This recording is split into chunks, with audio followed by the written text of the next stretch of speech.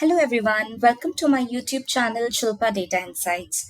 In this video, we are going to discuss about the most frequently asked questions in Databricks Associate Engineer Examination. This is in continuation of Databricks certification playlist. In the previous video, I explained about the exam overview and its syllabus. If you have not watched that video, then you can watch that first and come back to this particular video. I have pinned the previous video in the I bar. So let's get started.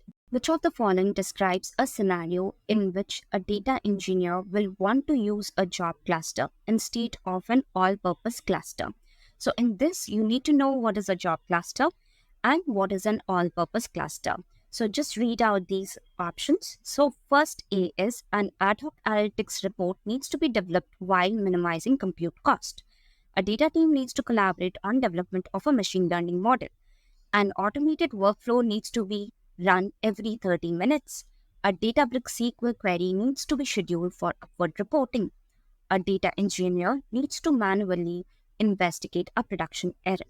So in the first option, if I will see, there's an ad hoc analytics in it, right? So basically, a job cluster is used when you want to go ahead and run a job on a scheduling basis, right? An on-purpose cluster is basically used when you need to run some ad hoc query.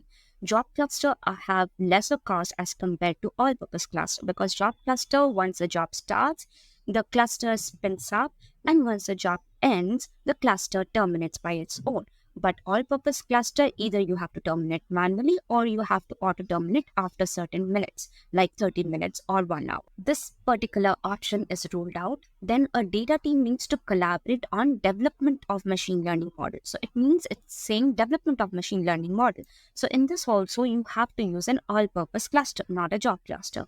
An automated workflow needs to be run every 30 minutes. In this, we are actually automating the workflow every 30 minutes, right? So this is basically a job that you are scheduling every 30 minutes. So in this, job cluster will be more beneficial so that your job runs as soon as the job ends, the job cluster terminates by its own. And after 30 minutes, again, the job cluster spins up and once it completes, it ends and it terminates by its own. So job cluster is more beneficial in this case. So this is the option that we are looking for in which we want to use a job cluster rather than an all-purpose cluster. Then comes a data engineer has created a delta table as a part of data pipeline. Downstream data analysts now need to select permission or delta table.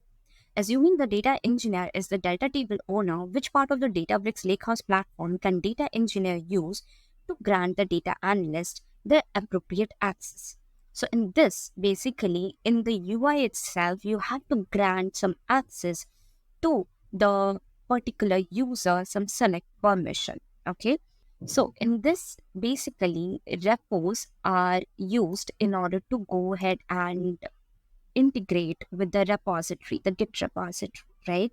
For the CI/CD purpose. Then jobs are mainly to schedule the jobs. You are creating a job and you are scheduling the job.